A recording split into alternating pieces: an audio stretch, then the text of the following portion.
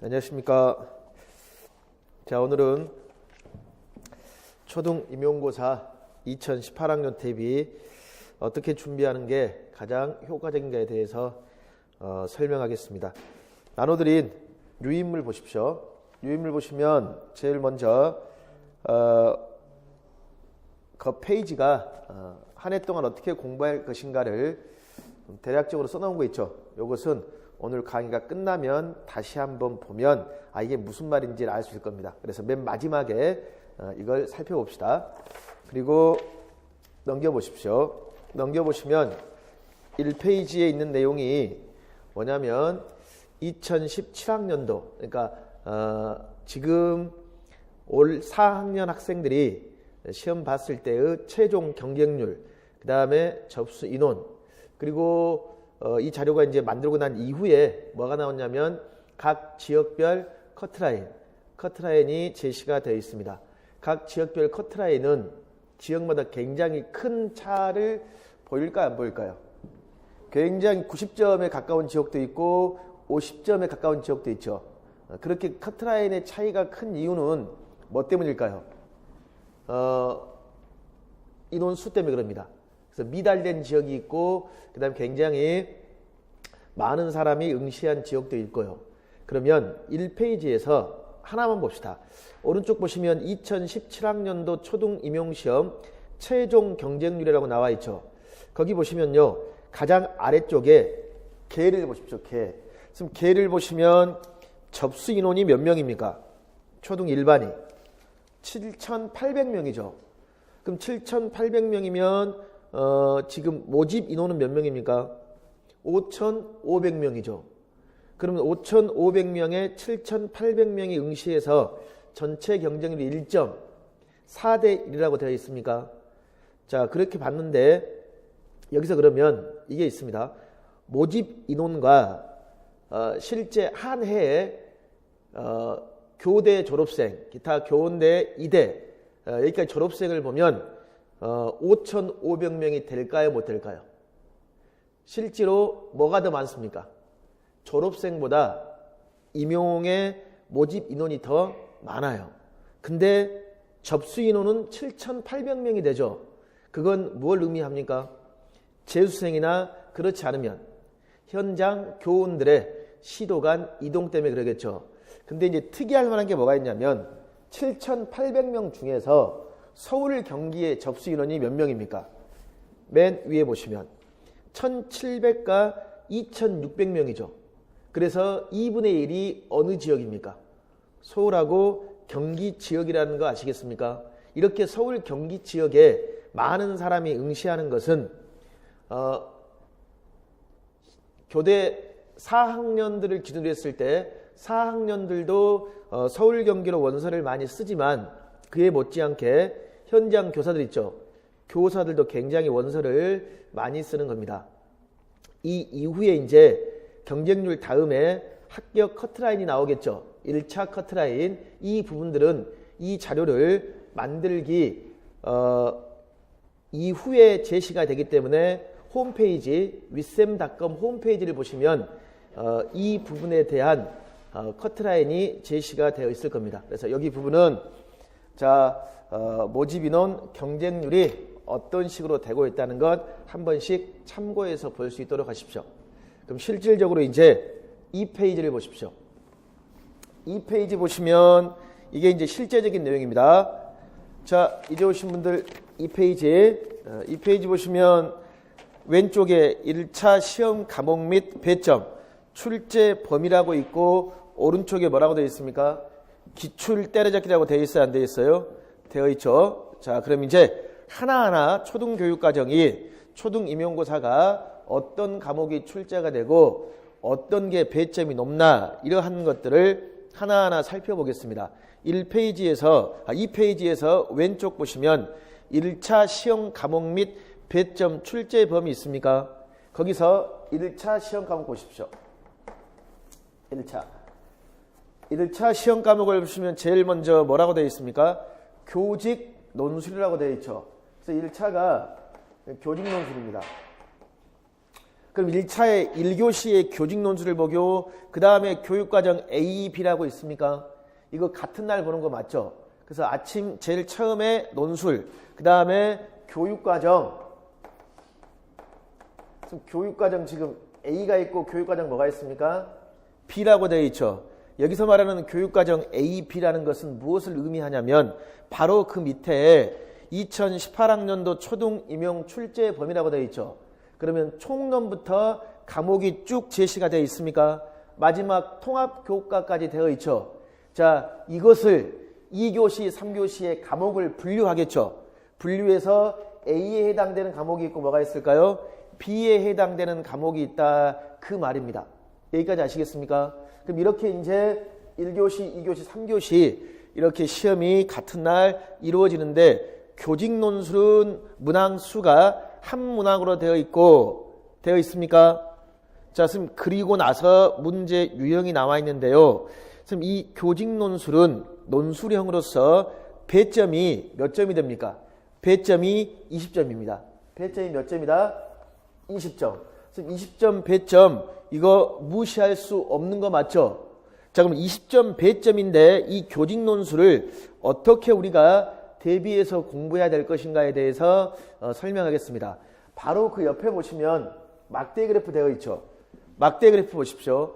막대 그래프를 보면 제가 최근 3년 동안에 교직 논술을 제시했는데 크게 교직 논술은 어떻게 나눌 수 있냐면 생활지도 파트와 교수학습 지도 파트로 나눠볼 수 있습니다. 자, 그게 무슨 말이냐면 학생이 교실에서 떠들고 있어요. 그럼 떠들고 있는 그 학생의 행동을 관리하기 위한 교사의 생활지도 방침이 있을까 없을까? 있겠죠. 적절히 무엇을 줄 수도 있고요. 적절히 벌을 줄 수도 있고 강화를 줄 수도 있겠죠. 그럼 강화와 벌은 어떤 이론에 근거한 걸까요? 강화와 벌. 그렇죠. 우리 교육학 시간에 행동주의 심리학이라고 배운 사람도 있고 배웠던 사람도 있고 기억이 안 나는 사람도 있겠죠. 즉 이러한 것들이 생활지도 파트라면 자 교수학습 지도 파트라는 건 무슨 말이냐면 교사가 수업을 해요. 수업을 하는데 우리는 애들에게 학습 목표를 제시해야 되겠죠. 그럼 학습 목표를 제시할 때는 학생의 입장에서 목표를 제시할까요? 교사의 입장에서 제시할까요? 그리고 맨 뒤에 오디오 가르마 언니 교사의 입장일까요? 학생의 입장일까요? 그렇죠. 학생의 입장에서 목표를 제시해야 되는데 교사의 입장에서 목표를 제시했어요. 그래가지고 문제점이 무엇이냐? 이러한 형태의 문제는 뭐라고 할 수 있을까? 교수학습 지도라고 할 수 있겠죠. 그래서 이 기준은 제가 나름대로의 논술의 기출문제를 보고 이 틀로 나눴습니다. 자, 그러면 논술이 생활지도 파트와 그 다음에 무슨 파트다? 교수학습 지도 파트로 나누어 볼 수 있다고 말씀을 드렸는데 우리 생활지도나 교수학습 지도는 우리 대학생활에서 교육학 공부했어 안 했어요? 교육학 공부했죠. 얘들은 다 교육학적 배경 지식이 기초가 될까 안 될까요? 기초가 됩니다. 자, 더 구체화돼서 말씀드리면 초등 임용고사에 교육학이 들어갑니까? 들어가지 않습니까? 우리 교사가 될 사람들의 가장 기본적으로 공부하는 게 교육학이죠. 그래서 대학 1학년 때 교육학 개론, 교육심리학, 교육공학, 교육과정, 교수학습 방법 여러 학문들을 공부했었죠. 근데 이게 몇 년 전 임용고사부터 초등 임용고사에 교육학이 폐지가 됩니다. 그럼 교육학이 폐지가 된 이후에 교육학이 시험에 안 나오냐 고민해 봐야 되겠죠. 교육학이 폐지가 된 이후에 어떤 특징을 띠고 있냐면요. 이겁니다. 논술 문제에 무엇이 접목될까요? 교육학이 접목돼서 논술 문제에 출제가 됩니다.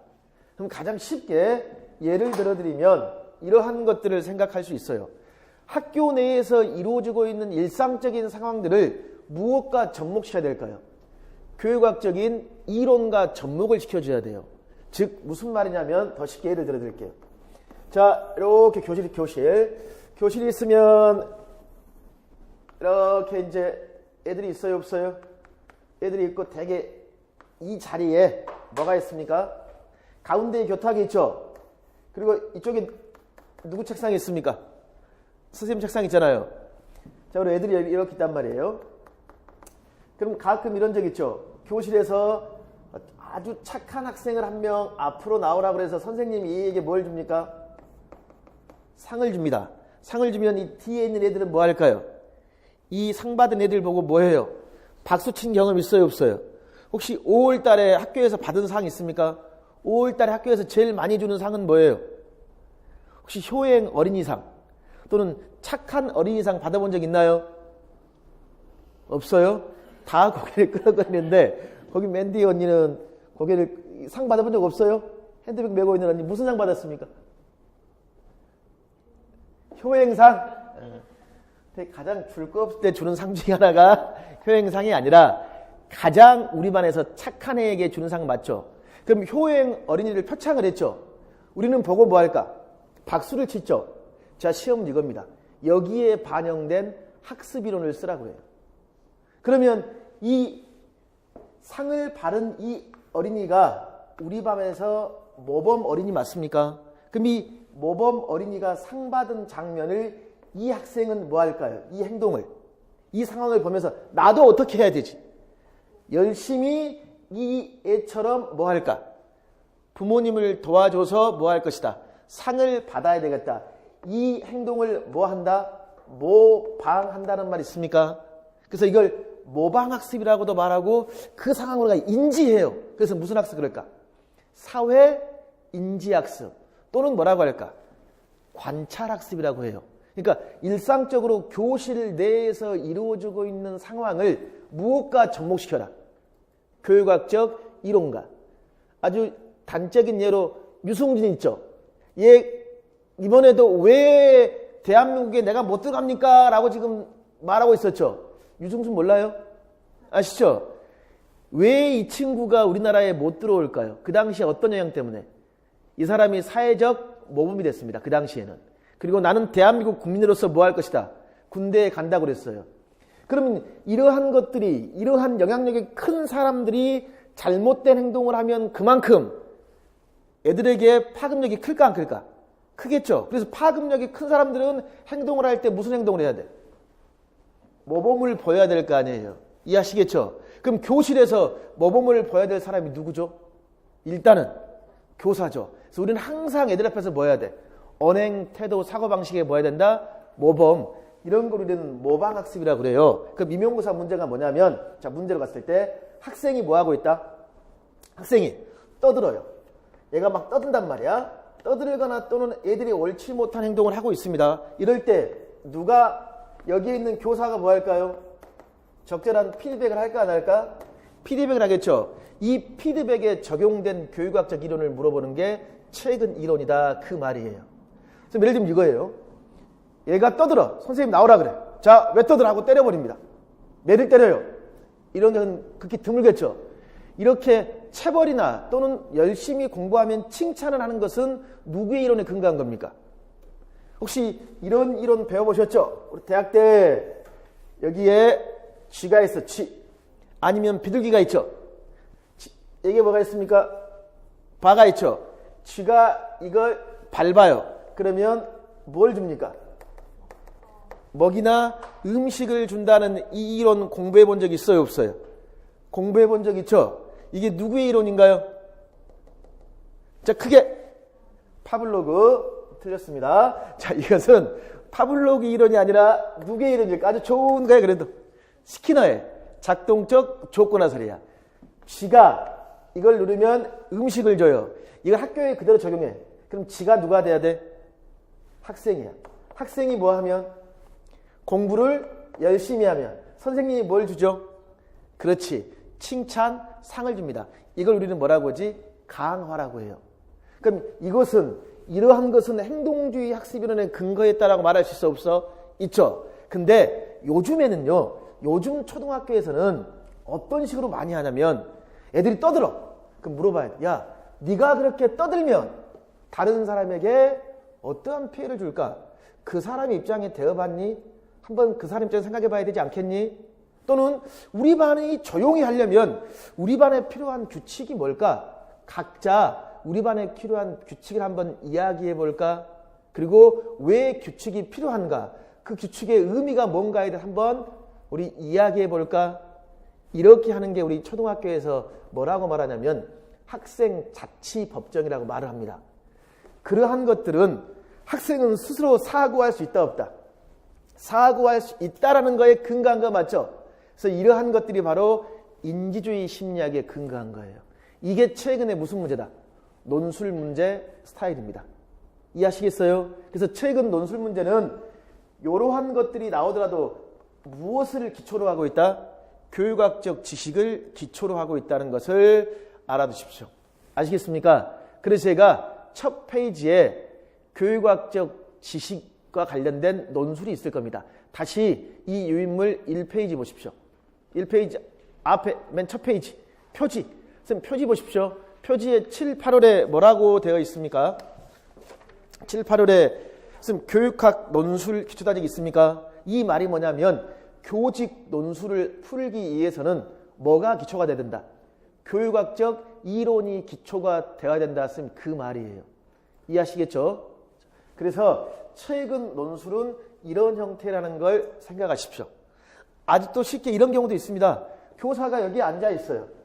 여기 앉아 있는데 얘가 학생이 와서 뭐라고 하냐면 선생님 우리 엄마는 저만 보면 야단쳐요라고 합니다.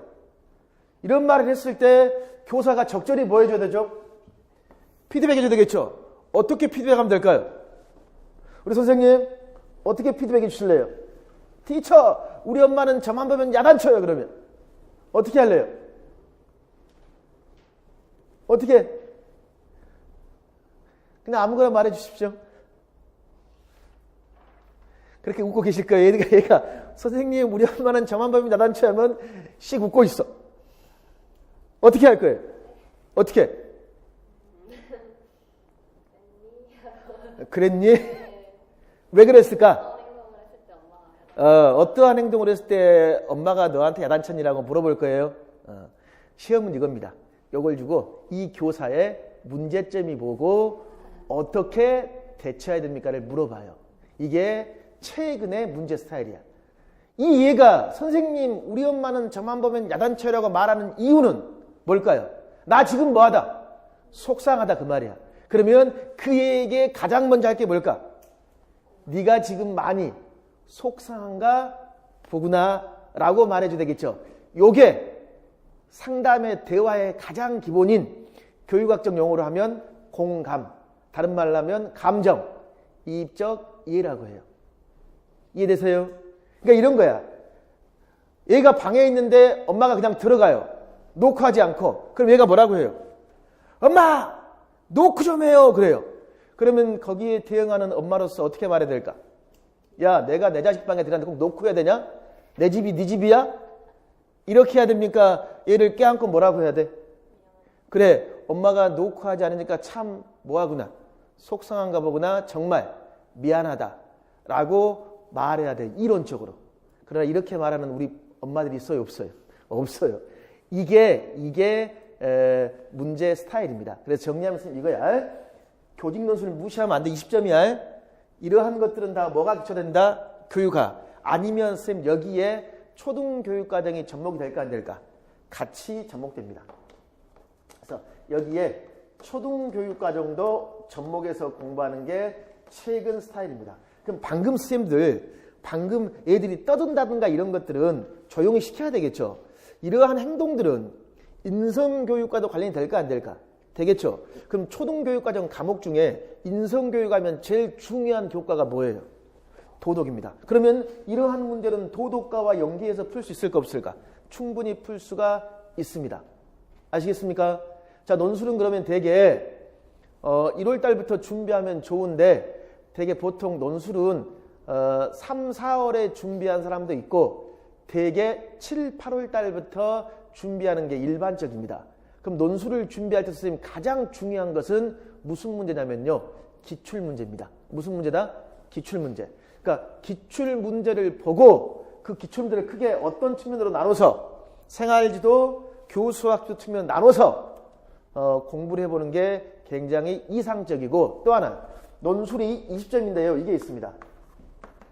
내용과 형식면이 있는데 올해 2017학년도 문제 이전에는 내용적인 측면이 10점, 형식이 10점이었는데 올 임용고사부터는 바뀌었습니다.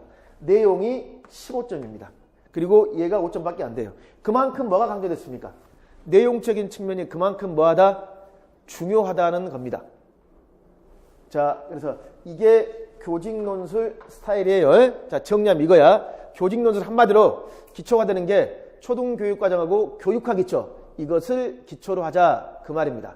그리고 이제 뭘 봐야 되냐면 교육과정 A, B를 봐야 돼.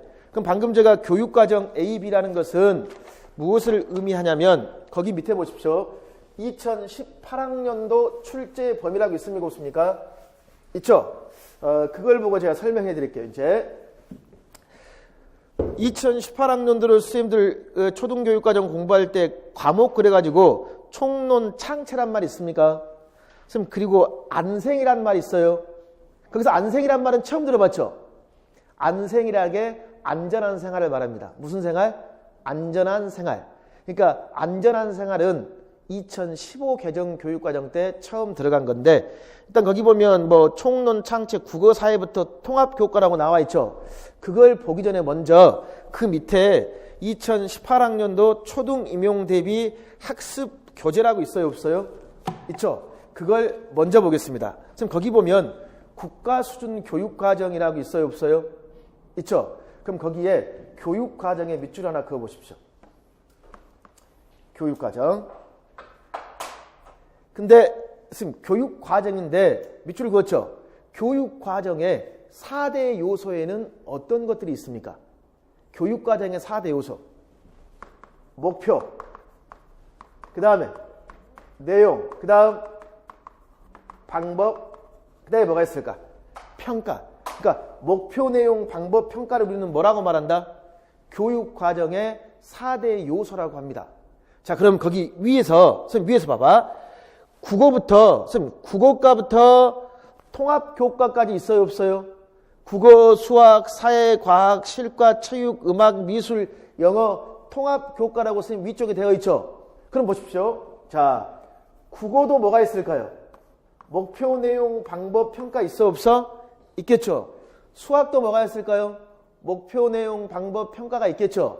근데 국어과의 목표, 수학과의 목표, 내용, 방법, 평가는 어디에서 정해줄까요? 먼저 국가에서 정해줍니다. 이걸 우리는 뭐라고 한다? 국가 수준 교육과정이라고 합니다. 이해하시겠어요? 근데 목표, 내용, 방법, 평가인데 하나만 추가하면 2015 개정은 목표 앞에 뭐가 있을까요? 성격이 있습니다. 뭐가 있다? 성격. 그럼 이제 국어하면 국어과의 성격, 목표, 내용, 방법, 평가 이런 식으로 교육과정에 제시가 되어 있다, 안 되어 있다? 되어 있다라는 거예요. 근데 교육과정은 변해요, 변하잖아요? 변화하죠. 왜? 시대가 변하니까 변화하겠죠. 그래서 이게 있습니다. 1차 교육과정부터 7차 교육과정까지 있는데 시대가 급격히 변해요. 급격히 빠르게 변화하니까 어떤 일이 벌어질까? 교육과정도 빠르게 변해야 되겠지. 그래서 수시개정이라고 합니다. 그래서 이제는 뭐라고 하냐면 2007 개정 교육과정이라고 해요. 2009 개정 교육과정, 2015 개정 교육과정. 그게 무슨 말일까? 2007년도에, 2009년도에, 2015년도에 교육과정이다. 그겁니다. 여기까지 아시겠어요? 그러면 우리 선생님들이 국가 수준 교육과정을 공부해야 되겠죠? 그럼 이런 교육과정을 공부하는데 이걸 알아야 돼요. 2015 개정이 있고 뭐가 있을까? 2009 개정이 있습니다. 자, 2018학년도에 발령 나겠죠? 그치? 몇 학년 담임을 하면 좋겠어? 본인이 원하는 학년? 4학년? 4학년? 자, 몇 학년? 4학년? 몇 학년? 3학년? 몇 학년이에요? 그냥 아무거나 말하세요. 6학년? 6학년. 자, 그 뒤에 3학년. 테스트 쓰면 안 나온 거 말이야. 안 나온 거. 자, 몇 학년? 5학년. 1, 2학년은 싫어하는구나. 이걸 제가 물어본 이유가 있습니다. 자기가 3, 4학년을 맡을 수도 있고 5, 6학년을 맡을 수도 있고 또는 1, 2학년을 맡을 수도 있겠죠. 자, 왜 이걸 물어봤냐면 자기가 맡은 학년에 따라서 교육과정 적용이 달라요. 1, 2학년을 내가 맡았어요. 그럼 1, 2학년은 2015 개정 교육과정이 적용됩니다. 3, 4학년을 맡았으면 뭘까요? 2015 개정 교육과정을 적용을 해요. 만약에 내가 5, 6학년은 담임을 했단 말은 2009 개정 교육과정이 적용됩니다. 즉 정리하면 2018학년도에 발령이 날 선생님들은 몇 개의 교육과정을 봐야 돼요? 2개의 교육과정을 공부해 줘야 돼요. 2개의 교육과정이라는 건 뭘 의미하죠? 1부터 4학년은 뭘 공부한다? 2015 개정 교육과정을 공부하고 5, 6학년은 뭘 공부한다? 그렇죠. 2009 개정 교육과정을 공부한다. 여기까지는 이해하시겠어요? 그럼 바로 그 위에 제시된 출제 범위 표를 보실래요? 표? 이제 표 이해됩니까? 선생님 표를 보시면 거기에 1, 2, 3, 4학년 군, 이 학년 군이라는 건 아시죠? 1, 2학년 군, 3, 4학년 군은 2015 개정 맞습니까? 근데 선생님 이거죠. 국어는 1학년부터 시작하는 거 맞죠? 그러니까 국어하고 수학은 1, 4가 2015죠. 통합은 1, 2학년밖에 없죠. 그래서 통합은 뭐예요? 1, 2학년이 20으로 개정 맞습니까? 그 외의 과목은 3부터 6이죠. 그랬을 때 4의 3, 4학년군은 2015 개정 맞습니까? 자, 근데 5, 6학년군은 다 뭐예요? 2009 개정. 여기까지는 이해하시겠죠? 그래서 2개의 교육과정을 봐야 된다는 이 부분이 부담감이 굉장히 뭐할까요? 굉장히 큽니다. 이 부분이. 자, 그러면 다시 쌤들 그 밑에 학습 교재 지도서 총론이라고 있습니까? 없습니까? 있어요. 자, 이게 자, 여기 보실래요? 요게 국가수준교육과정제가 국어를 프린트해 겁니다. 교육과정 평가원이나 교육부에 있어요? 없어요? 있죠? 여기에 보면 지금 국어라고 제시가 되어 있죠? 그리고 밑에 성격, 그 다음 여기에 목표 내용이 있습니까? 이렇게 문서화되어 있어요. 이걸 제가 이제 밑줄을 그어놓은 건데 이걸 우리는 뭐라고 한다? 국가수준 교육과정이라고 해요. 아시겠죠? 자, 국가수준 교육과정이 있는데 그럼 이게 있습니다. 예를 들어봅시다. 사회과 있죠? 사회과의 목표는 뭘까요? 민주시민의 자질이에요. 자, 문제. 민주시민의 자질이 무슨 말일까요? 설명해 보십시오. 민주시민이 뭘까요? 반성적 사고를 갖고 있는 사람. 아주 좋은 거예요. 자, 그 다음에 민주시민은? 아주 좋아. 민주시민을 물어봤더니 어떤 쌤은 반성적 사고, 어떤 쌤은 합리적 문제해결력을 가지고 있다. 자, 부담스럽죠. 그 뒤에 뭘까요? 그럼 자기 생각을 말해 보십시오. 사회 참여력을 가지고 있는 사람. 그 옆에 어머니 뭐라고 생각하십니까? 의사결정력을 가지고 있는 사람. 그 뒤에 여러 가지 생각을 할 수 있겠죠. 이걸 묻는 이유가 있습니다. 사람마다 생각하는 뭐가 다를 수 있을까? 민주시민의 의미가 다를 수 있어요? 없어요? 다를 수 있어. 그럼 국가의 사질이 뭘까요? 여기에서 말하는 민주시민이 뭐라고 구체적으로 설명을 해줘야 돼야 돼. 설명을 해줘야 돼요. 그래서 이게 있습니다.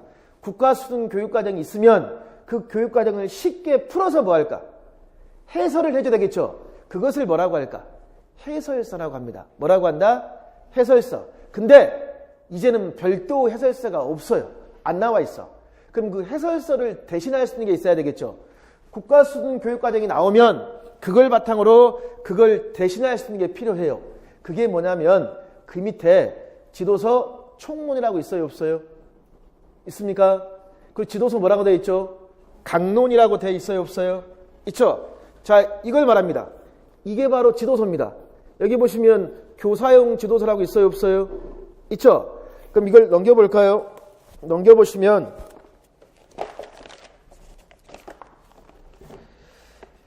제일 먼저 일부에 쓴 국어 교재의 이해 그래가지고 국어과의 목표와 내용이란 말이 있습니까?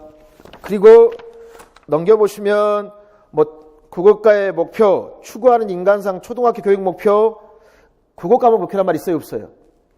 여기 보시면 지금 추구하는 인간상이란 말이 있고 뭐가 있습니까?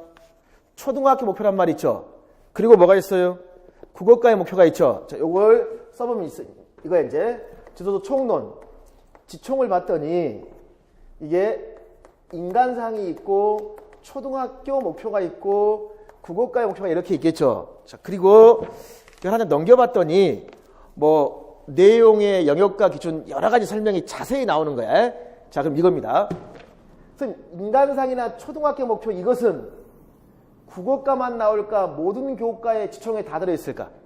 모든 교과의 지총에 다 들어있고 수학은 이 부분이 뭐로 바뀔까요? 수학으로 바뀌겠죠. 자, 그럼 이거야. 국가수등교육과정을 쉽게 풀어서 보다 설명을 붙여놓은 게 뭘까요? 지도서, 총론입니다. 이해하시겠어요? 그러니까 국가수등교육과정을 공부하면 바로 무엇과 연계해 봐야 될까요? 지도서, 총론을 연계해서 공부하는 거야. 왜? 지도서 총론은 국가수등교육과정을 뭐 해준다? 해설해준다 그 말이야. 딱 적어놔. 지도서 총론 옆에다가 해설이라고. 해설서 역할을 합니다. 해설서. 그 다음에 또 하나. 지도서 총론에 무슨 말을 적어놓냐면요. 교수학습 모형이란 말을 적어놓으십시오. 교수학습 모형. 교수학습 모형이란 말은 무슨 말이냐면 국가수준교육과정에서는요. 예를 들면 국어과 하면 직접교수법, 문제해결학습, 지식탐구학습 등등이 중요합니다라고 나와 있습니다. 그리고 끝이에요. 그러면 문제해결학습이라는 말이 나오면 그 문제해결학습의 특징, 단계, 장단점을 자세히 봐야 되겠죠. 그것을 설명해 놓은 게 뭐다? 지도서 총론이라는 거예요. 그 다음에 또 하나 지총에 적어 놓으십시오. 뭐라고 적었냐면 교과 교육론이라고 적어 놓으십시오. 교과 교육론. 자, 예를 들어보면 우리 좀 전에 스키너 또는 파블로그라는 말을 했었죠. 또는 우리 수학과 교육과정 같은 거 공부할 때 혹시 기억나는 사람 있습니까? 브루노 기억나요? 브루노 들어봤죠? 또는 아무리 공부를 안 했어도 삐아제 기억나요 안 나요? 삐아제 기억나죠? 이런 사람들을 우리가 교육론에 나온 학자들이라고 말하죠. 그럼 지도서 총론에 이런 사람들이 있을까 없을까? 나와 있어요. 그래서 지도서 총론은 무슨 내용이 들어있다? 교과, 교육론 내용이 들어있습니다. 근데 지총에 나온 교과, 교육론이 때로는 부족할 수도 있겠죠. 그걸 보완하려면 별도로 뭘 봐야 될까요? 교과, 교육론을 봐야 되겠죠. 그러니까 예를 들면 이거였습니다. 여기 보시면 이게 국어 교육의 이해라고 있습니까? 없습니까? 있죠.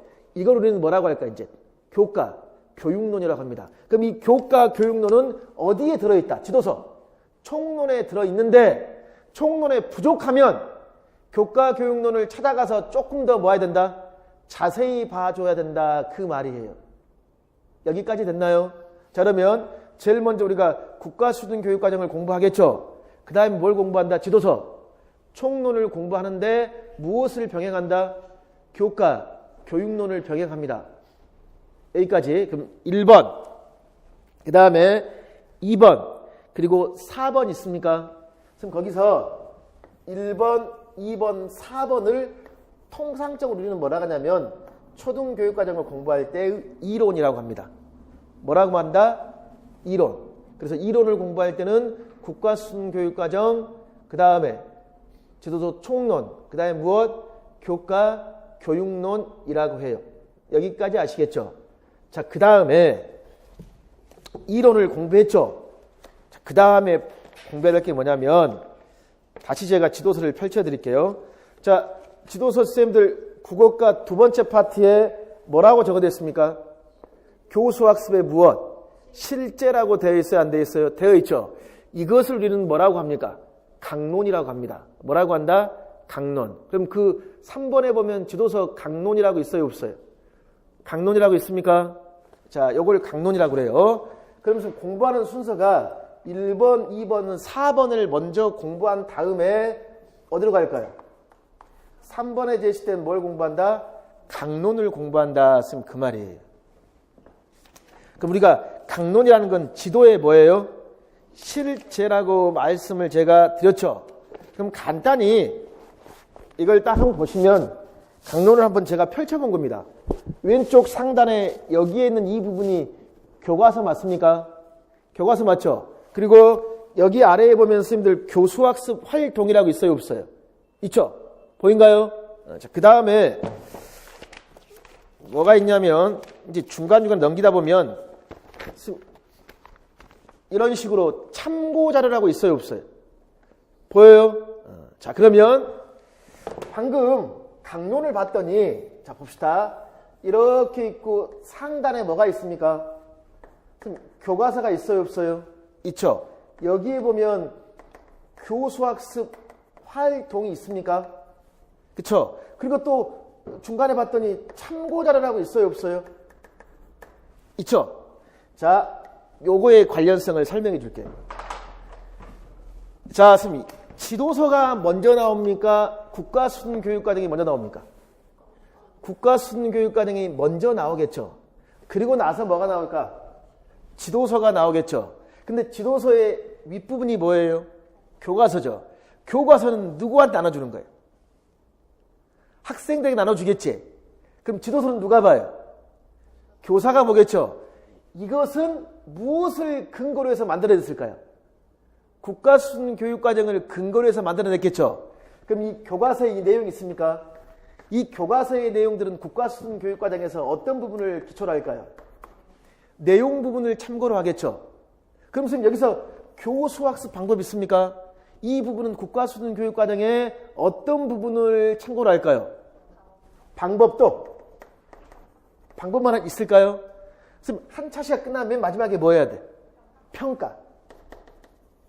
그리고 방법을 제시하기 도입 단계에서 항상 뭘 제시합니까? 그렇죠. 목표를 제시하겠죠. 다 관련성이 있어요, 없어요? 관련성이 있죠. 그 다음 봐봐. 이 부분을 지도할 때 그러면 학문적인 설명도 필요하고 어떤 학자의 교육학적 이론도 필요하고 교육론 지식이 필요해요. 그게 바로 참고자료로 되어 있어, 안 되어 있어? 되어 있죠. 이 참고자료가 선생님들 교과, 교육론 쪽을 말합니다. 그다음에 또 하나, 이 교수학습 활동에서 이 부분은 선생님의 시범이 중요해요. 그러면 무슨 교수법을 해보자? 직접 교수법으로 진행해보자 라고도 할 수 있을까 없을까? 그럼 여기에 다양한 교수학습 모형이 적용되어 있어요, 안 되어 있어요?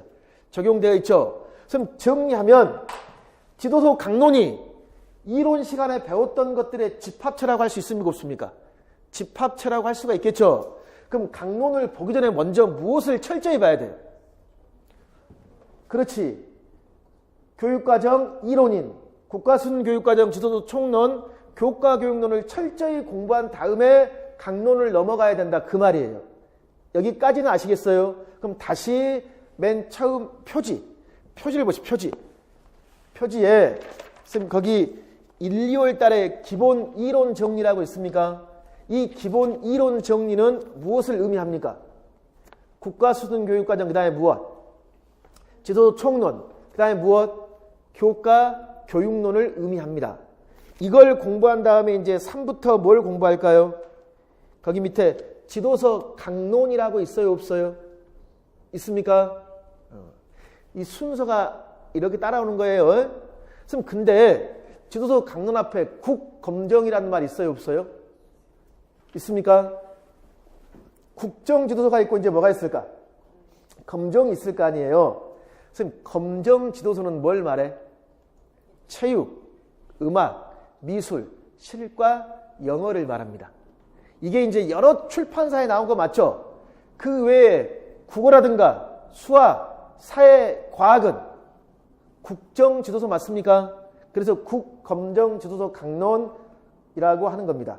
4부터 6월까지라고 제시가 되어 있어, 안 되어 있어? 되어 있겠죠? 그러니까 이러한 순서대로 공부를 한다는 걸 지금 제가 설명을 드리는 거예요. 여기까지 됐죠? 자, 근데 여기서 하나의 중요한 내용이 있습니다. 이 페이지를 다시 가십시오. 이 페이지에서 여기서 반드시 알아야 될 게 있습니다. 이제 선생님 뭘 알아야 되냐면 이제 혼동되는 게 하나 있습니다.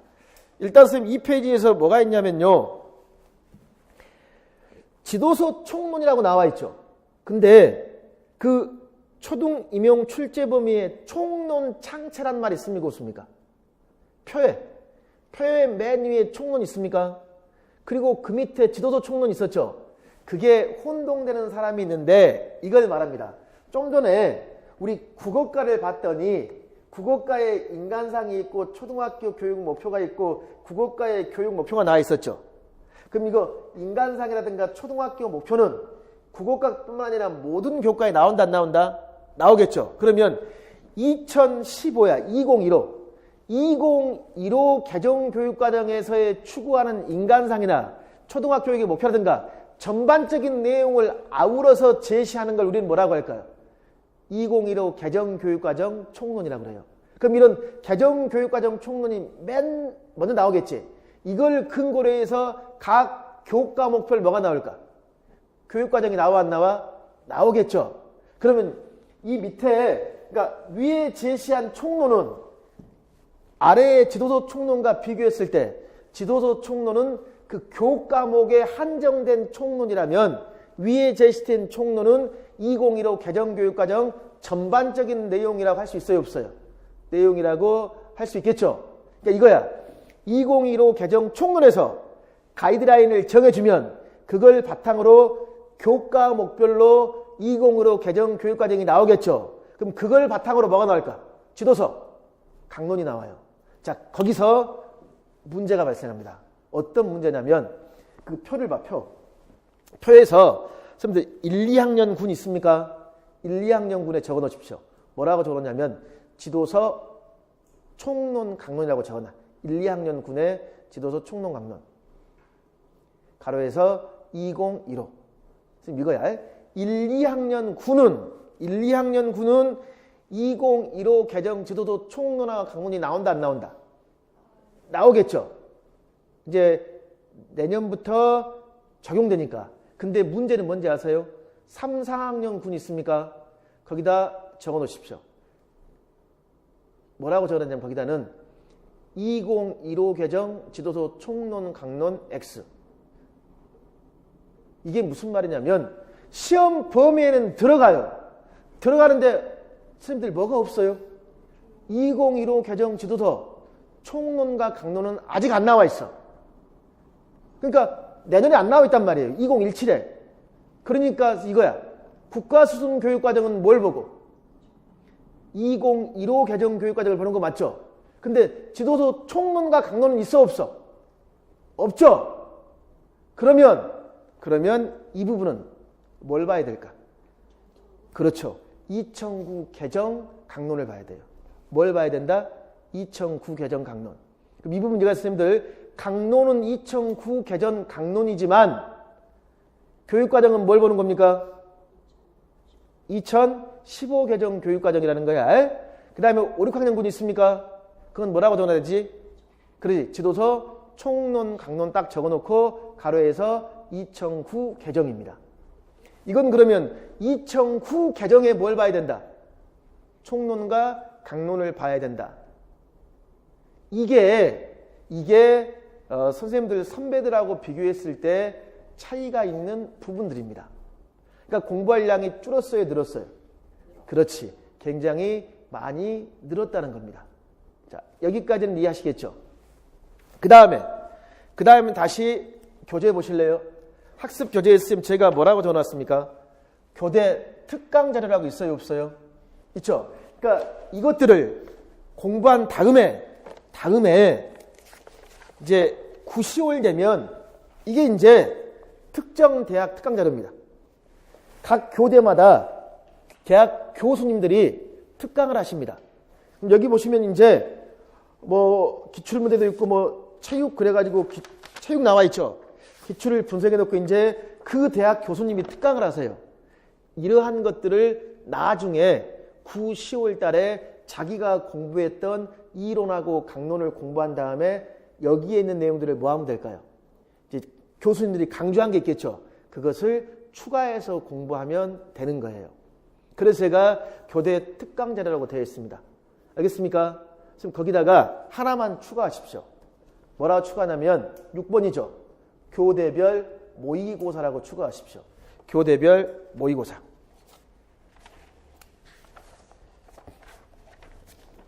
그게 뭐냐면 자 이러한 겁니다. 요게 특정 교대에서 본 모의고사 문제입니다. 그러니까 교대 모의고사는 누가 출제합니까? 교대 교수님들이 출제하시죠. 근데 그 교수님들이 임용 출제하십니까? 안 합니까? 출제하시죠. 그러하기 때문에 이 교대별 모의고사를 공부를 해줘야 됩니다. 그러니까 저도 학원 강사지만 학원 강사가 만든 모의고사보다는 뭐가 더 중요하다? 교대별 모의고사가 더 중요합니다. 그럼 이제 교대 모의고사가 이렇게 보는 거예요. 알겠죠? 이게 우리가 공부해야 될 학습 뭐가 되는 것 같습니다. 자료가 되는 거예요. 자, 그러면 요걸 바탕으로 이제 공부를 하는데요. 지금 그 옆에 제가 최근 3년 동안 그러면 어떤 부분이 가장 임용고사에 출제가 많이 되었나라는 걸 보여주는 자료 있습니까? 막대 그래프 있어요, 없어요? 2017학년도, 16학년도, 2015학년도 있습니까? 교육과정 총론, 강론, 교과교육론이라고 나눠놨죠. 뭐가 가장 많습니까? 지금 강론이죠. 근데 지금 이거 있습니다. 문제가 강론만 나오는 게 아니에요. 여기 보십시오. 강론을 보면 교과서가 있고 교수학습 뭐가 있고 활동이 있다고 그랬죠. 참고자료가 나오죠. 여기에는 뭐가 녹아져 있습니까? 교육과정이 다 접목되는 거 맞죠? 근데 교과적 지식도 있을까 없을까? 지식도 있겠죠. 즉슨 이겁니다. 문제가 한 문항 1번 문제가 나오면요. 이 1번 문제가 가로 1번, 3번 다에 뭘까요? 4번 이렇게 나눠져요. 그리고 1번이 총 4점이야. 그리고 1점, 1점, 1점, 1점입니다. 그러면 이 교과서 장면에 김 교사가 수업하고 있는 장면을 주고 문제는 몇 문제? 4문제를 물어보는데 뭣도 물어보고 국가순교육과정 1점. 그 다음에 무엇? 교수학습 모형이라든가 교육론 있습니까? 이런 것들은 뭐 1점, 1점. 그 다음에 강론의 지식 무엇? 1점. 이러한 통합형 문제가 출제가 됩니다. 아시겠습니까? 이것이 임용고사 스타일이에요. 그래서 문제는 이론과 강론이 통합해서 나온다고 보시면 됩니다. 그래서 강론이 예시로 제일 많이 등장하기 때문에 당연 강론의 수준이 가장 높다는 거예요. 자, 그럼 여기까지 어떤 식의 자료를 봐야 되고 어떤 식으로 출제가 되는지는 아시겠죠? 이걸 이제 우리가 훨씬 더 구체화시켜서 볼 겁니다. 일단 그러면 넘겨보십시오. 넘겨서 3페이지를 보십시오. 3페이지에 과목별 기출 때려잡기 및 학습 방향이라고 나와 있습니까? 자, 지금 국어를 보실래요? 거기 왜 제가 교육과정 지도도 총론, 부록, 강론이라고 되어 있습니까? 자, 이제 하나 의문이 떠올릴 수도 있겠죠. 뭐야? 지금까지는 부록이란 말을 제가 쓰지 않았죠. 그러나 이게 있습니다. 국어과는 다른 교과와 달리 뭐가 있냐면 자, 맨 뒤에 세 번째 항목에 뭐가 있습니까? 부록이 있어요. 다른 교과는 이게 없어. 이게 뭐냐면 지금 부록에 보시면 그러면 부록에 어떤 내용들이 나와 있는가 볼까요? 예를 들면 국어과의 부록 그래가지고 제일 먼저 여기에 교수학습 모형이라고 있어요? 없어요? 있죠. 제가 좀 전에 지도도 총론에 뭐가 있다고 그랬죠? 교수학습 모형이라고 그랬죠. 근데 국어과만큼은 뭘까요? 부록 파트에 교수학습 모형이나 교과 교육론 내용을 제시했습니다. 그래서 국어과에 부록이란 말은 무엇을 의미한다? 교수학습 모형, 교과 교육론 내용을 의미하는 겁니다. 그러니까 다른 교과의 총론에 있는 걸 국어과는 이렇게 뭐 했다? 제시했다는 겁니다. 알겠죠? 그럼 거기 보면 2017, 2016, 2015 그래가지고 문항이 있고 교육과정 문제나 강론 문제가 어떻게 출제가 되었다는 걸 보여주고 있죠. 그리고 제가 그 밑에 교육과정 지도도 총론 부록 영역별 출제 빈도라고 있습니까? 그 맨 밑에 이런 말 있습니까? 따라서 강론 내용을 교육과정, 총론, 교과, 교육론과 연계해서 공부하는 것이 중요합니다라고 있어요, 없어요? 있죠? 그러니까 이 내용들은 지금 보는 게 아니라 이제 다음 주부터 공부를 하실 때 국어과다 그러면 공부하기 전에 이 내용을 한번 뭐 해야 될까요? 숙지를 하면서 뭐 할까? 국어는 다른 교과에 비해 이러이러한 부분들이 출제가 잘 되는구나 라는 걸 한 번씩 정독을 해보는 거예요. 근데 선생님 이제 이게 있습니다. 여기 가운데에 선생님 밴드 주소 있죠? 이 밴드에 가보시면 여기에 내용 중에서 국어하면 국어과에서 출제가 잘 된 부분이 있고 수학하면 수학과에, 사회하면 사회과에 출제가 잘 되는 부분이 있겠죠. 그 부분들을 다 제가 칼라로 제시했습니다. 칼라로 제시해 놓았으니까 꼭 밴드에 가서 다시 한번 숙지해 보도록 하십시오. 아시겠죠? 그래서 거기 보면 3페이지, 4페이지, 5페이지, 6페이지 있습니까? 이게 선생님들 각 교과에 공부하는 방향입니다. 그러니까 오늘 이 시간에는 모든 교과를 공부할 때 교육 과정, 그 다음에 무엇?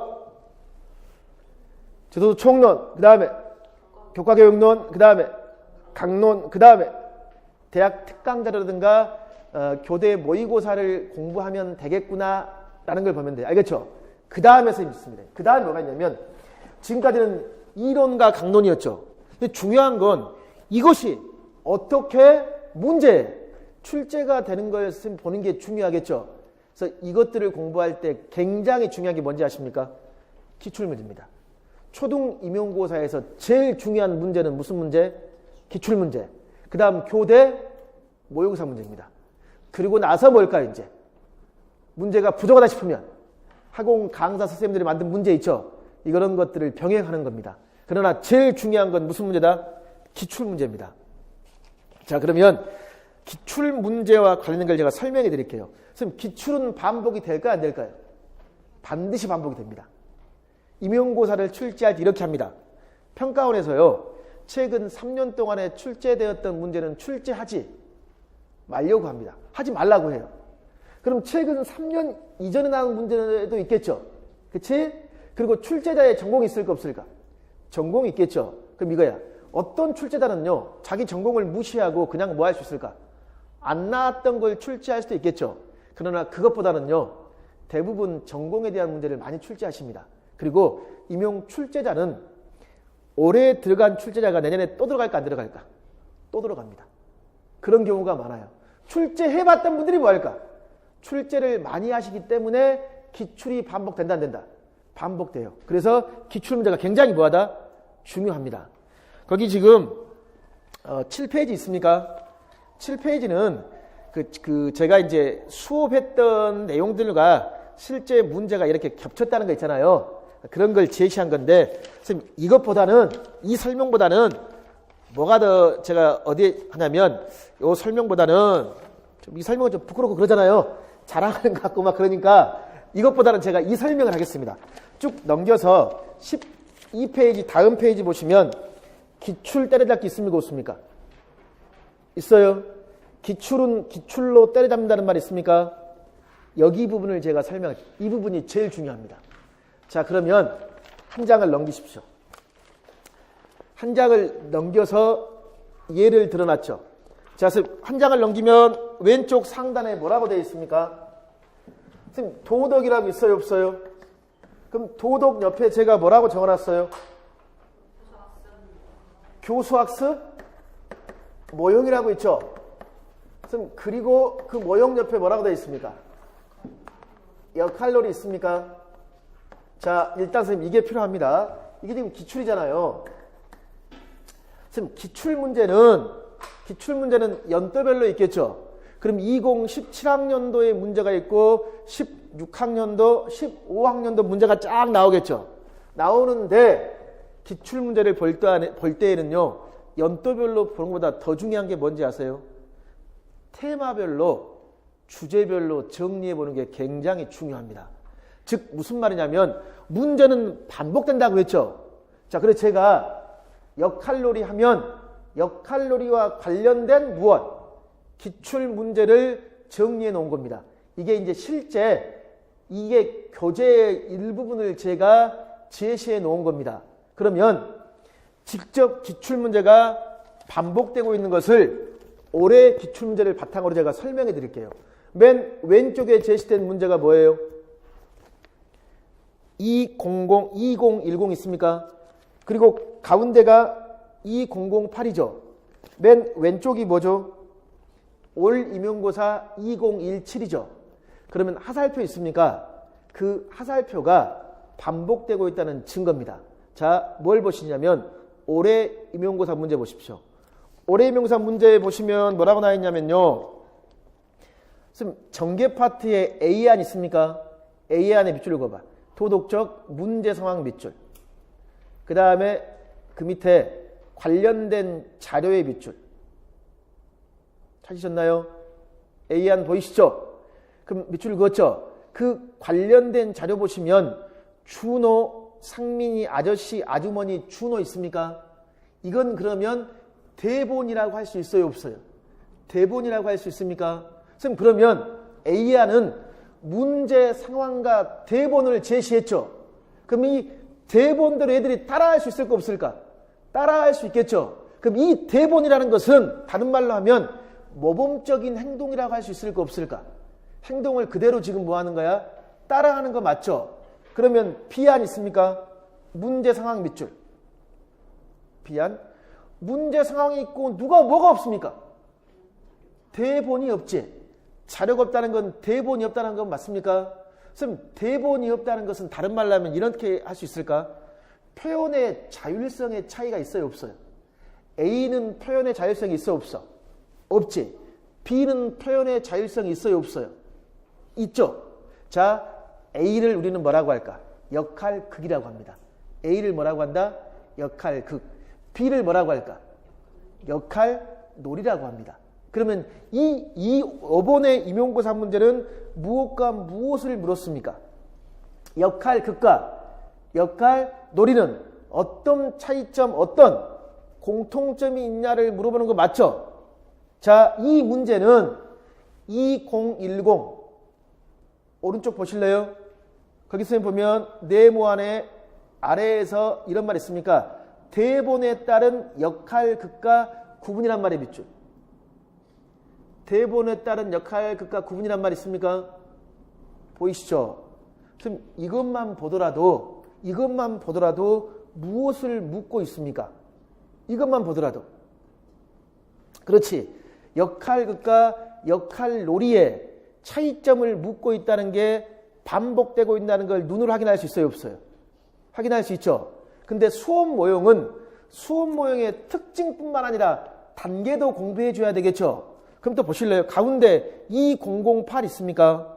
그럼 2008에 기억에 뭐라고 되어 있습니까? 학생들이 일정한 관점의 배역을 맡은 사람들의 말이나 행동을 잘 뭐해라?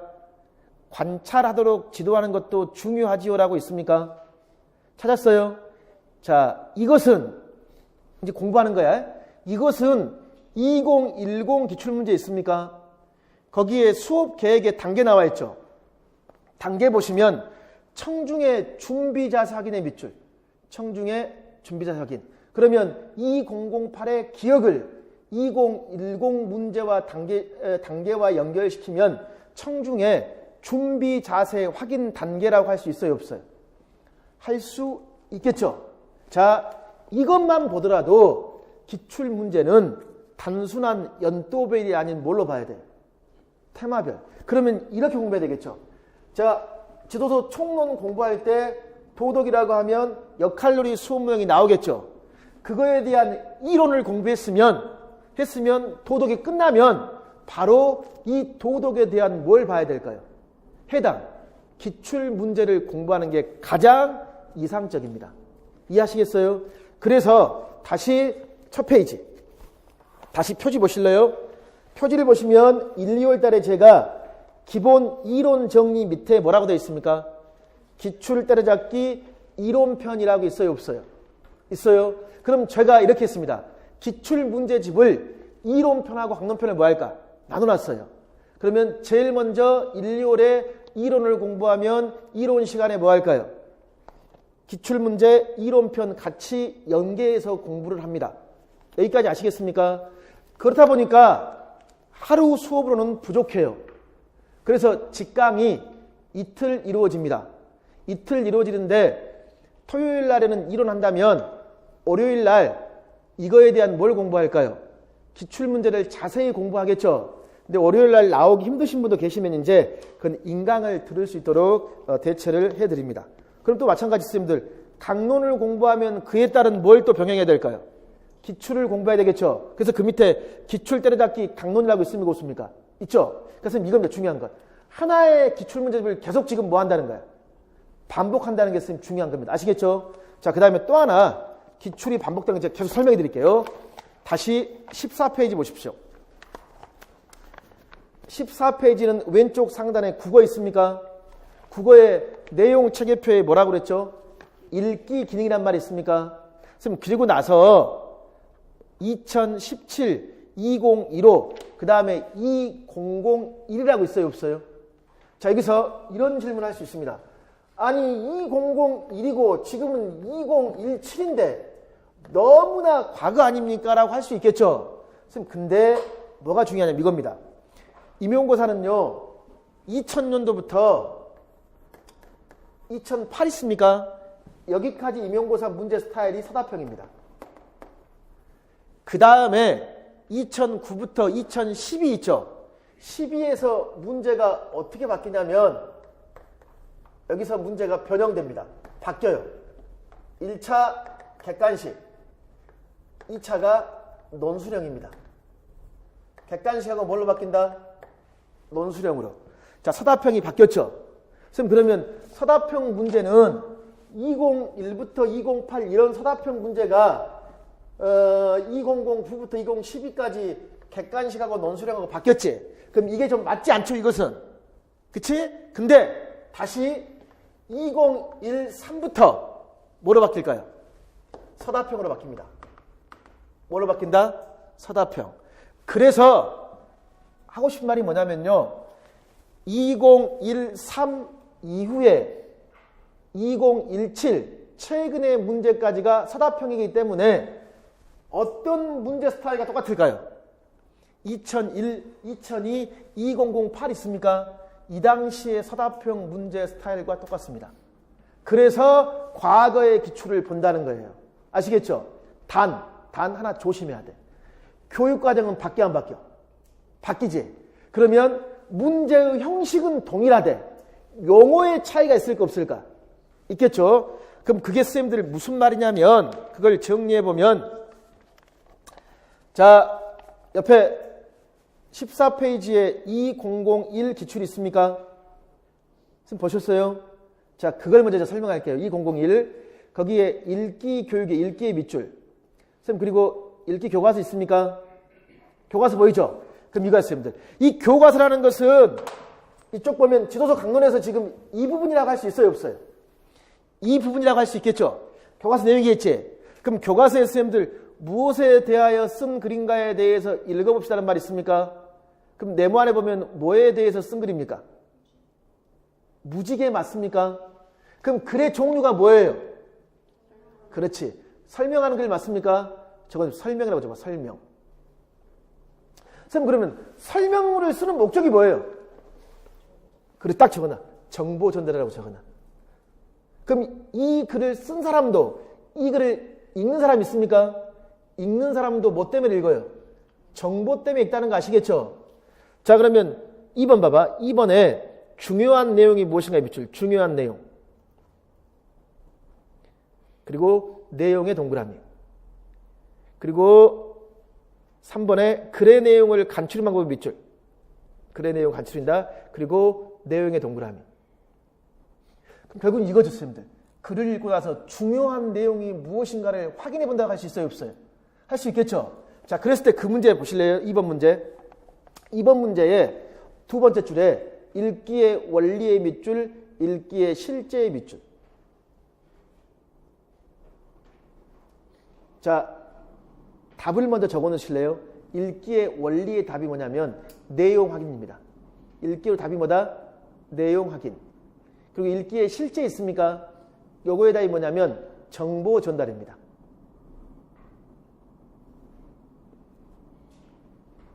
자, 그러면 그 옆에 2015 있습니까? 2015 기출문제 반가로 1번 있습니까? 반가로 1번 보십시오. 반가로 밑줄 그어봐. 읽기 영역 내용 체계의 기능 범주이다 밑줄. 읽기 영역 내용 체계의 뭐다? 기능 범주이다는 말이 있습니까? 그럼 읽기의 기능이죠. 이겁니다, 선생님들. 읽기의 원리라는 용어가 교육과정이 바뀌면서 무엇으로 바뀌었을까? 그렇지. 기능이라는 용어로 바뀌었어요. 그런데 거기 A하고 B 있습니까? B 있죠? B에 적어 놓으십시오. 내용 확인이라고. B는 내용 확인이에요. 그러니까 원리를 기능이라고만 바꿨지 답은 뭐다? 내용 확인. 동일한 거 맞습니까? 그러니까 문제의 형식이 선생님 동일한 거야. 다시 2015에 본시 목표에 기억 있습니까? 기억. 선생님 기억이 뭐라고 되어 있죠? 글에 표현된 그대로의 의미를 대강 아는 수준이라는 말 있어요? 없어요? 있습니까? 그러니까 글의 내용을 대강 아는 수준은 어떠한 기능을 신장하고자 하는 거야? 내용, 확인 기능. 이렇게 됐어요? 그럼 다시 앞으로 가보겠습니다. 2001에 이렇게 말할 수 있을까? 내용 확인 기능을 신장시켜주기 위해서 어떠한 학습 활동을 진행하고 있습니까? 중요한 내용이 무엇이고 글의 내용을 뭐 해보아라? 간추려 보라는 교수학습 활동을 할 수 있어요? 없어요? 할 수 있죠? 그럼 거기에 1번, 2번, 3번을 우리는 뭐라고 할 수 있다? 교수학습 활동이라고 할 수 있어? 없어? 할 수 있겠죠? 그럼 이러한 능력이 필요합니다. 교과서를 보고 이 교수학습 활동은 어떠한 기능을 신장하고자 하는가를 보는 거 맞죠? 이 기능은 어디에 명시가 되어 있을까? 국가수준 교육과정에 명시가 되어 있어? 안 되어 있어? 되어 있겠죠? 자, 선생님 그러면 다시 2017 올해 기출문제 있습니까? 올해 기출문제에 나에 보면 읽기 기능이 있고 뭐가 있습니까? 학습 활동이 있습니까? 선생님 읽기 기능에 내용 확인, 추론, 평가 및 감상이라고 있어요. 분명히 올해 문제에 내용 확인 있죠? 그리고 무엇을 비워놨습니까? 교수학습 활동을 비워놨죠. 그럼 이렇게 말할 수 있습니까? 2001년도의 문제는 교수학습 활동을 주고 나서 뭘 쓰라고 그랬어? 내용 확인을 쓰라고 그랬죠. 근데 올해 문제는 반대로 물어봤죠. 내용 확인이라는 기능을 신장하기 위해서 뭘 쓰라고 했습니까? 그렇죠. 학습 활동을 쓰라고 했죠. 자, 기출문제 일맥상통하는 거 보여 안 보여? 보이죠? 그래서 제일 중요한 게 이렇게 테마별로 공부하는 겁니다. 아시겠습니까? 자, 그러면 여기 내용을 선생님들 공부할 때에는 뒤에 쭉 넘겨서 18페이지를 한번 보실래요? 18페이지. 18페이지 간단히 한번 보시면요. 선생님 18페이지 이게 2015 개정 교육과정인데 왼쪽에 내용 체크표 있습니까? 보셨어요? 거기에 읽기 보입니까? 선생님 읽기에 표에서 기능 봐봐. 기능. 기능에 맥락 이해, 몰입, 내용 확인, 추론, 비판, 성찰, 공감이라고 쭉 나와 안 나와? 나오죠? 그럼 거기 내용 확인 글자가 좀 진하게 되어 있죠? 보여요? 선생님 그리고 그 유인물에 맨 왼쪽 상단에 출제경향이라고 있습니까? 그럼 이 출제경향이 이렇게 되어 있는 거죠. 이렇게.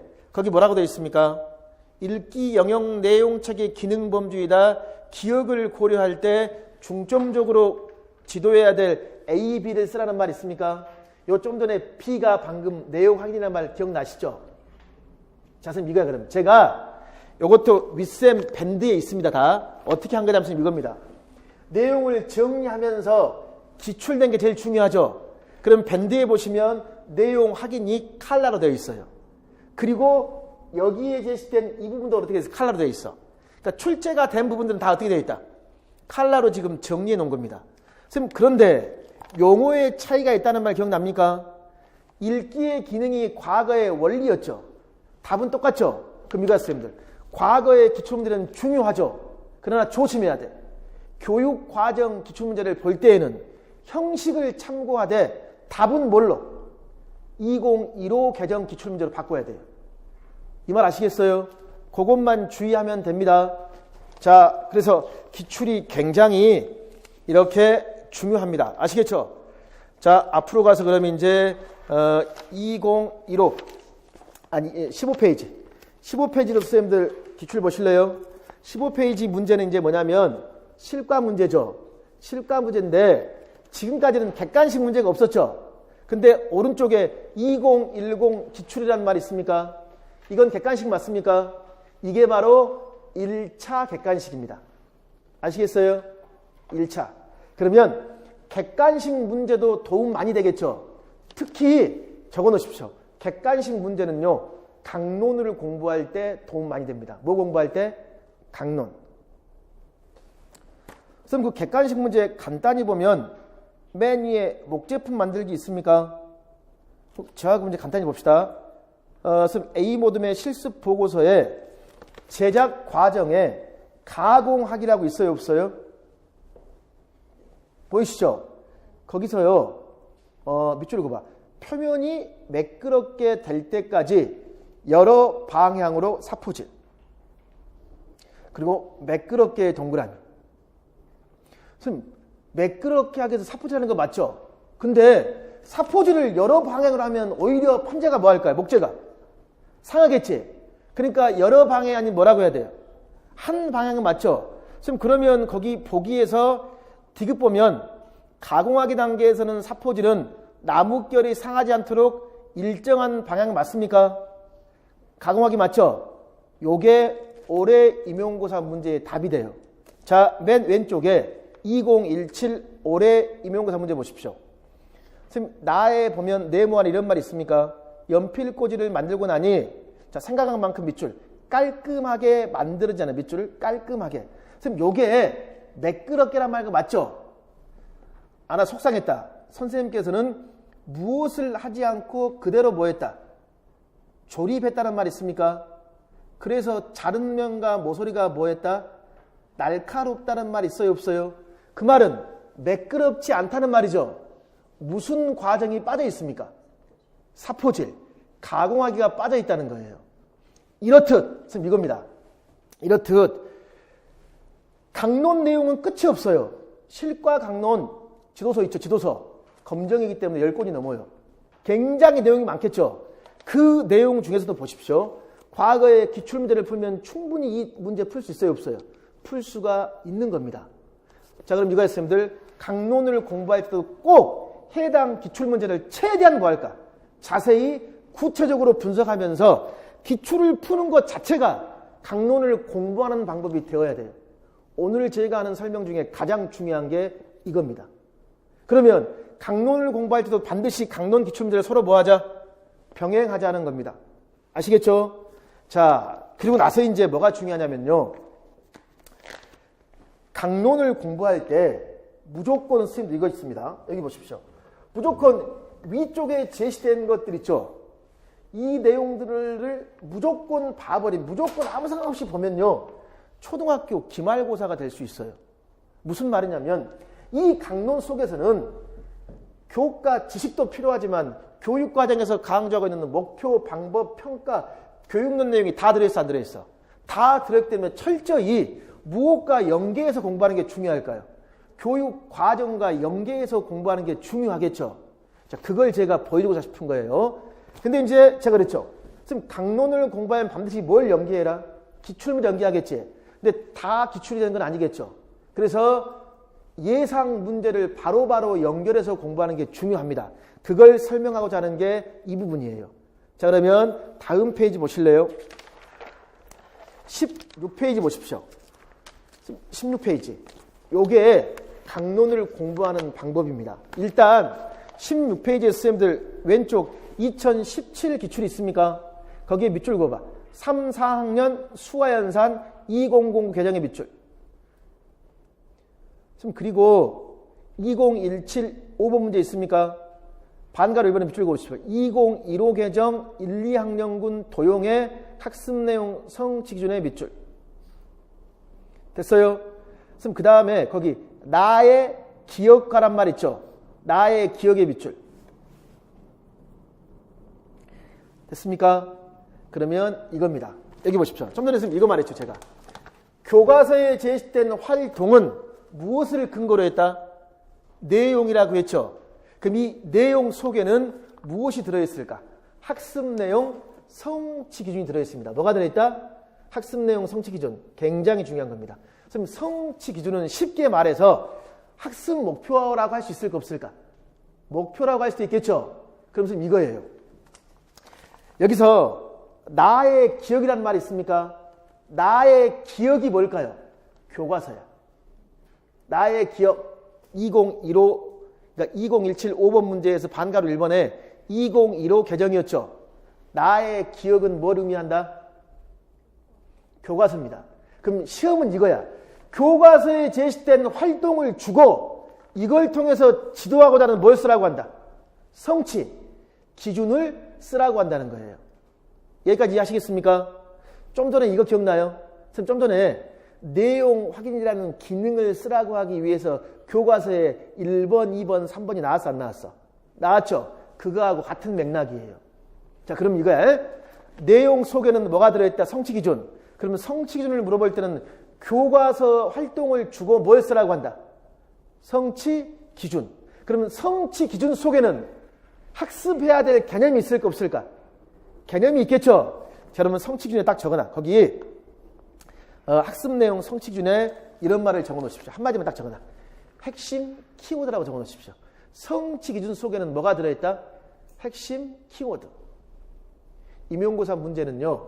성취 기준을 통으로 다 쓰라는 문제도 있고 그 다음에 어떻게 쓰라는 문제도 있을까요? 그냥 대부분 키워드를 비워놓고 뭐 할까? 쓰라고 해요. 자, 그러면 올해 수학과 두 문제가 그 문제입니다. 맨 왼쪽에 4번 문제 나눌셈이 있습니까? 지금 나눌셈에 2번 봐봐. 한 가지 상황을 곱셈과 나눌셈 식으로 나타내는 활동이 있습니까? 여기까지 밑줄. 밑줄 딱 그어봐. 그리고 가로를 지도한다라고 있어요 없어요? 있죠? 자, 이 성취 기준을 공부하겠죠? 그럼 가로 안에 들어갈 게 뭘까요? 가장 오른쪽에 곱셈, 나눌셈, 전단원, 전학년, 콕콕 문제라고 써진 거 있죠? 윗셈 교재 그래가지고. 교재인데 어떻게 되어 있냐면 강론을 무조건 공부하는 게 아니라 먼저 무엇을 주고 성취 기준을 먼저 주는 거야. 그리고 강론을 공부하는 건데 그 밑에 나눌셈 있습니까? 나눌셈에 2번에 뭐라고 돼? 또 밑줄 그어봐. 한 가지 상황을 곱셈, 나눌셈 중 나타내는 활동의 밑줄. 이걸 통해 우리가 애들에게 지도하고자 하는 게 뭡니까? 곱셈과 나눌셈의 관계라고 있어요 없어요? 있죠? 이게 올해 임용고사 문제입니다. 요것도 선생님들 밴드에 보면요. 가로 안에 들어가 있는 게 다 빈칸으로 되어 있습니다. 자, 그럼 그 위에 봅시다. 그 위에 나눌셈이 이루어지는 실생활 상황의 밑줄. 나눌셈이 이루어지는 실생활 상황의 밑줄 딱 그어봐. 그 위에 성취 기준에 1번. 1번 있어요? 그러면 나눌셈이 이루어지는 실생활 상황 있죠? 그럼 그게 교과서 맞습니까? 그걸 통해서 애들에게 무엇을 지도하고자 한다? 나눌셈의 의미의 밑줄. 나눌셈의 의미. 선생님, 그러면 나눌셈의 밑줄 그었죠? 여기까지 국가수준에 나와 있는 거야. 그러면 실제 뭘 찾아야 돼? 이것을 지도하고 있는 교과서나 강론을 찾아야 되겠지? 그럼 나눌셈의 밑줄 그었습니까? 요걸 제가 찾아보니까 그 밑에 봐봐. 3학년 1학기 3단원 나눌셈이라고 있습니까?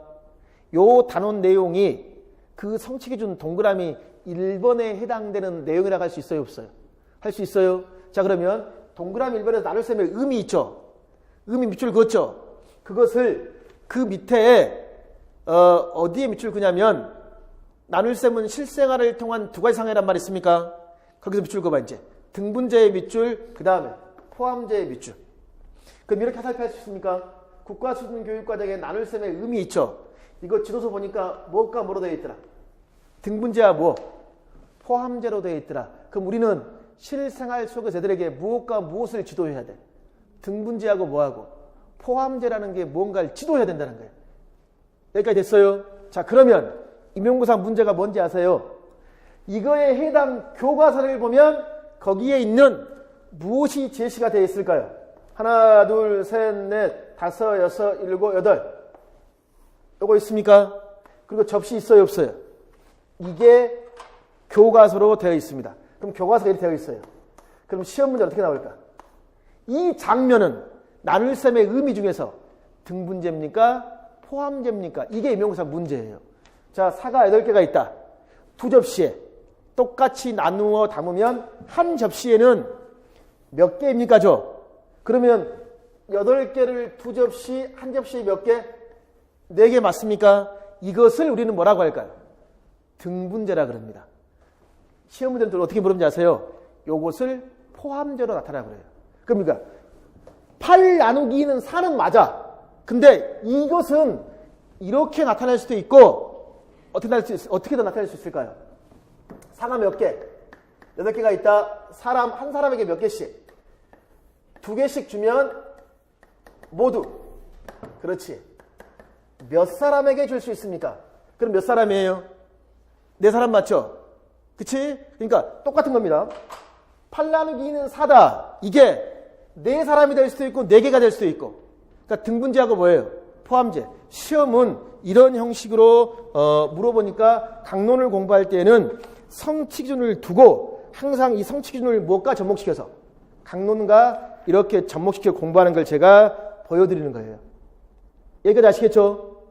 자, 그 다음에 17페이지도 마찬가지입니다. 같은 형식이야.